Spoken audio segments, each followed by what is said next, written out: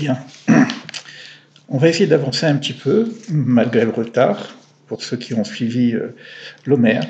Bon, j'ai pas mal de choses à partager par la suite, mais là je vais essayer de faire un peu plus court, pour que vous ayez quand même une vue d'ensemble. Puis pour des personnes vraiment très intéressées, on rentrera en profondeur. Alors là, nous sommes donc maintenant dans Tiferet, dans Chesed. Alors on a bien vu que Chesed, c'est l'amour, qui représente, on va dire, l'amour universel, sans inconditionnel, et qu'on a ramené cela à un amour avec une certaine mesure, avec Gevura. Et on a donc cette problématique entre l'équilibre de la balance, entre la notion d'amour divin et la notion de justice divine. Et c'est Tiferet qui va donner cette harmonique, en tout cas, harmonique entre deux notes, et il y a un son, etc. Alors ce qui est important, c'est que Tiferet, c'est au cœur, donc vous verrez dans l'enseignement que j'ai mis sur Tiferet, c'est au cœur de l'ensemble, des 6 séphirotes qui forment le petit visage, dans la justice divine. Ça veut dire que de Tiferet peut émaner pratiquement l'ensemble. Et puis Tiferet représente, au niveau divin, c'est le nom divin, Yudke Vavke, le nom d'ineffable, on va dire ça comme ça, on ne peut pas le prononcer, mais moi quand je dis Yudke Vavke, je m'arrange un peu pour ne pas donner vraiment les lettres exactes, c'est une tradition, donc on respecte la tradition.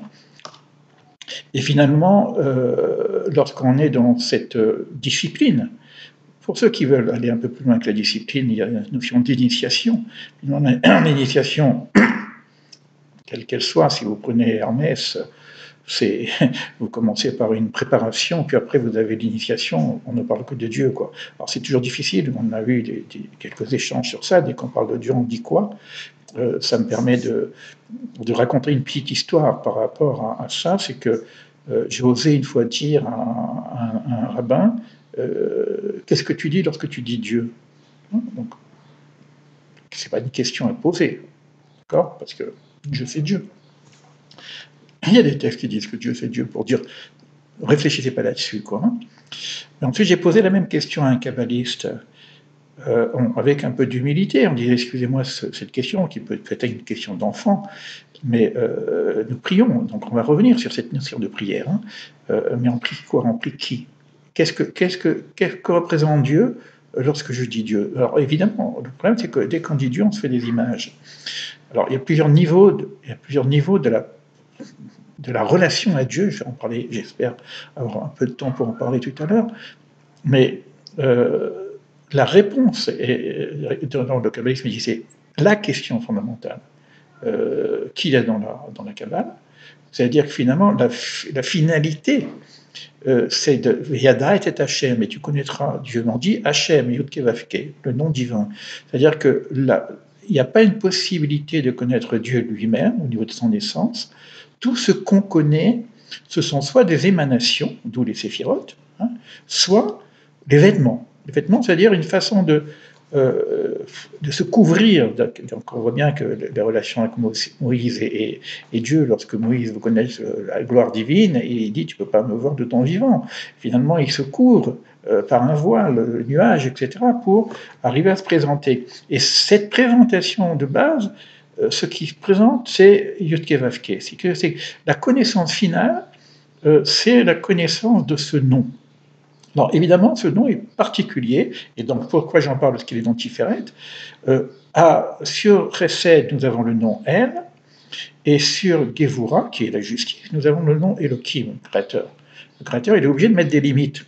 Et maintenant, nous avons l'harmonique entre ces deux noms, un nom très, très élevé, comme El, qui est un nom d'une émanation, si tu veux, sans restriction, après Elohim qui nécessite une restriction, et nous avons donc Yudke Vavke, le nom divin, qui va se retrouver à Tiferet pour apporter cet équilibre nécessaire. Alors non, Tiferet dans Chesed,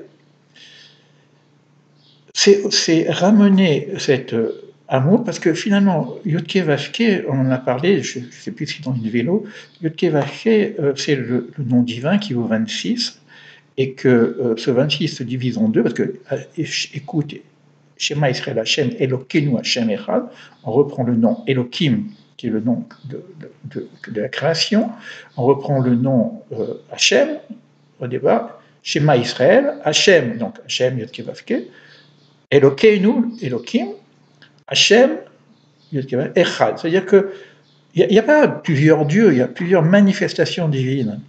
Alors, ça veut dire quoi? Ça veut dire que quand je dis Echad, je parle de quoi? Je parle de Elohim ou je parle de Yud Kei Vav Kei? Alors, c'est les deux. Parce que si je réfléchis, je ne sais pas si je suis dans le thème, c'est pas grave, je continue. Ça me vient comme ça me vient, donc je ferai peut-être 2 vidéos, je pense en faire qu'une seule. Si je regarde la notion de Elohim, c'est-à-dire nature, la nature, aujourd'hui, on n'a pas besoin de trop réfléchir pour savoir qu'il y a une unicité. Il y a un principe un dans la nature. Alors, les grandes sciences, la science aujourd'hui nous ramène à. On sait qu'au départ, il y avait 4 principes qui maintiennent le monde. Je ne suis pas un physicien ou un astrophysicien pour rentrer dans le détail de ces choses-là. Mais bon, pour les personnes qui sont intéressées, il y a des livres de vulgarisation qui sont très très bien faits là-dessus. Mais on sait que ces 4 forces se réunissent en une seule force. Alors c'est intéressant parce que les 4 forces, on a les 4 lettres, hein, et puis une seule force. Donc le monde lui-même montre bien qu'il y a une unicité. Je suis vraiment un peu d'antiférette là, hein, pour ceux qui suivent un peu le terme, parce que là je veux rentrer dans Tiferet, dans Chesed, mais déjà que je comprenne un petit peu la notion d'unicité de toute chose. Alors maintenant, Yud Kei Vav Kei, c'est aussi Echad. Mais alors c'est quoi Echad? Echad, on a vu, c'est 1. Et on a vu aussi, je ne sais pas dans quelle vidéo, que 1 Echad égale 13 et Ahava égale 13 aussi. C'est-à-dire, le véritable amour, c'est Echad, c'est 1. C'est l'unicité de toute chose. Alors, lorsqu'on dit que le monde a été créé par le principe d'amour, lorsqu'on dit que Chesed, c'est le principe d'amour, lorsqu'on dit que Keter, c'est le grand amour, et que ça, c'est la finalité, c'est le début et la fin, et ça, c'est caché, c'est le secret, enfin, quelque part, le secret d'Israël, ce que amène Israël au niveau de la connaissance du divin, c'est ce nom-là, c'est le nom 1, c'est l'unicité de toute chose, mais ça a l'air tellement simple au départ, mais bon, il n'y a qu'un seul Dieu, donc non, c'est pas ça. Donc c'est autre chose que c'est un secret. Lorsque Moïse se présente à Pharaon pour dire « je veux sortir mon peuple, le ramener », donc il sert Hachem, Yod Kei Vav Kei, parce que Moïse a la révélation d'Hachem. Il faut savoir qu'au départ, on n'a pas la révélation d'Hachem, on a la révélation de Shakai, des limites de toute chose, et d'Elohim. C'est-à-dire que Moïse arrive avec un nouveau principe qui est inconnu dans la grande tablette du maître de l'ésotérisme, ce qui est Pharaon, parce que bon, l'Égypte, c'est quand même de là que ça sort, tout ce qui est ésotérisme, initiation, etc., Hermès, bon, je ne vais pas rentrer dans le détail, mais on voit que finalement, cette initiation qui était ancestrale a accédé au nom d'Elohim, c'est-à-dire le Dieu nature, d'où tout ce que vous connaissez au niveau du panthéisme, Spinoza, etc. Mais voilà que Moïse amène quelque chose de nouveau. C'est Yud Kei Vav Kei. Et ça, c'est pas connu. Ni dans le panthéon des Grecs, etc. C'est pour ça que moi, des fois, je ne sais pas quoi dire quand je dis Dieu, moi je mets un petit point aussi, parce que bon, il y a une tradition comme ça qu'il faut éviter de dire le nom de Dieu en vain, donc on ne fait que parler de Dieu, finalement, c'est pas ce qu'on dit, mais il y a une connaissance nécessaire, et cette connaissance est Echad, et ce Echad, donc c'est bien harmonique entre 2 principes, et ce Echad, c'est amour, ça veut dire en même temps, écoutez ce que je veux dire, parce que peut-être que c'est un peu... Je vais pas... L'amour, personne ne sait ce que c'est, quoi. C'est ça que je veux dire. Tout le monde parle d'amour, il n'y a que de l'amour, etc. Mais comme c'est le secret, c'est ce qu'on doit arriver à atteindre. Excusez-moi, mais ça me touche parce que on a une façon un petit peu de chanter l'amour avec du violon, etc. Bon, il y a le côté affectif, etc. Alors, le cœur, l'affection, etc. Je t'aime, tu m'aimes, etc. Ça, c'est l'amour humain. C'est affectif. Mais quand je parle du secret, c'est-à-dire de la finalité de toute chose, ce qu'on arrivera à connaître à la fin des temps, je dirais, donc peut-être dans cette époque qu'on vit, il y a peut-être quelque chose qui va dans le même sens, et que ça s'appelle amour, ça veut dire qu'aujourd'hui, on ne sait pas ce que c'est l'amour. Voilà. Bon, maintenant je vais revenir sur le Tiferet dans Chesed, mais là je suis obligé d'arrêter parce que je peux en faire trop. C'était pas prévu, mais bon, c'est pas grave. Si vous saviez que bon, je ne peux pas vous dire tout ce qu'il y a à partager là-dessus, mais bon, pour ceux qui continueront à nous suivre, comprendront peut-être, je ne sais pas vraiment, je ne sais pas. Je ne sais pas, c'est aussi un aboutissement, hein, fait que tant que je sais ce que je sais, mais je ne peux pas savoir ce que je ne sais pas. C'est-à-dire qu'à un moment donné, il faut arriver à ce niveau qui... On ne sait pas. Voilà. Et quand je dis amour, je ne sais pas, eh ben, ça veut dire que derrière ce que je sais sur l'amour, eh bien, il y a une chose que je ne sais pas. Et je ne peux pas comparer l'influx divin qui s'appelle Echad Amour et ce que je ressens moi dans ma nature humaine, qui est très belle. Hein, l'amour humain, la gratitude, le don de soi, tout ça, c'est très très bien. Mais il faut simplement comprendre que ce que dit la Kabbale, c'est quelque chose de l'ordre de la transcendance, et non pas de l'ordre de l'immanence. Voilà. Nous, on peut accéder à l'immanence, c'est-à-dire à Elohim. Maintenant, ce qu'on essaye de faire dans la tradition kabbalistique, c'est d'accéder en même temps à la transcendance et de faire le lien entre l'immanence et la transcendance. C'est clair?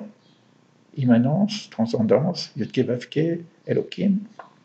Pas trop. Bon, il y a du boulot hein, quand même. Hein. À bientôt. On pourrait dire Shema Israël, Hashem Elokeinu, Hashem Echad.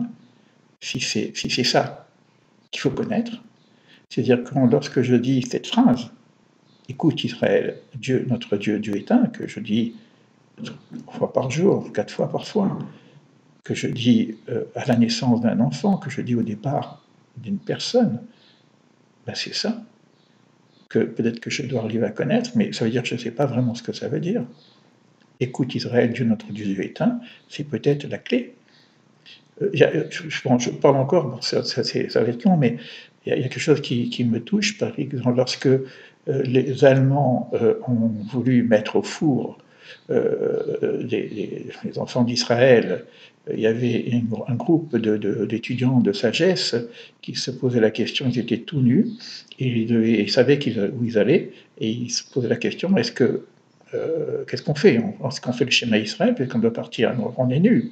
Donc il y a une pointe de respect du sacré. Et les rabbins ont décidé qu'il faut quand même faire le schéma Israël. Et ils ont chanté le schéma Israël en allant au four. Je ne sais pas si vous imaginez. Et qu'est-ce que le rabbin dit aux Allemands? C'est pas les Allemands d'aujourd'hui, hein, c'est encore comme on parle de Pharaon, comme on parle d'Égypte, il ne faut pas mélanger les choses, hein, c'est un principe aussi. Hein. Ils ont incarné un principe, le principe d'Amalek. Je ne veux pas rentrer dans le détail, mais c'est très important ce que je dis, pour ne pas confondre, si tu veux, l'Allemagne et les Allemands du nazisme. Hein. C'est un principe qu'on appelle Amalek, un principe du mal, et qui fait partie du système, hein, par rapport à l'unicité de toutes choses. Et qu'est-ce que dit le rabbin? Vous pouvez prendre notre corps, mais pas notre âme. C'est-à-dire qu'on a une dimension immanente, c'est-à-dire au niveau de notre situation aujourd'hui d'incarnation, mais ce n'est pas l'essentiel. Évidemment, nous allons tous partir un jour ou l'autre, et nous allons où? Donc toute la question est là, par rapport à la peur, etc. Donc je rentre dans beaucoup de détails. Voilà, il y a aussi peut-être un travail d'unicité à faire entre le principe d'immanence, c'est-à-dire ce que je représente aujourd'hui au niveau de ma nature humaine, c'est-à-dire mon moi, mon ego, mon corps, puisqu'il y a aussi un rapport avec le corps, on verra ça plus tard avec les séphirotes, et une nature transcendantale que j'ai aussi en moi, c'est-à-dire cette notion, cette particule divine qui est de l'ordre de la transcendance est aussi en moi. Elle est dans la nature, elle est aussi en moi, et peut-être que le travail qu'on a à faire, c'est de découvrir cette partie profonde, comme on dit Ben Adam Natzmo, l'homme vis-à-vis de son etsem, de l'essence de lui-même. Donc il y a son existence et son essence. Et donc il y a ce rapport entre existence et essence. J'en dis plein. Excusez-moi, je suis parti, c'est pas grave. On est dans Tiferet. Allez, à bientôt.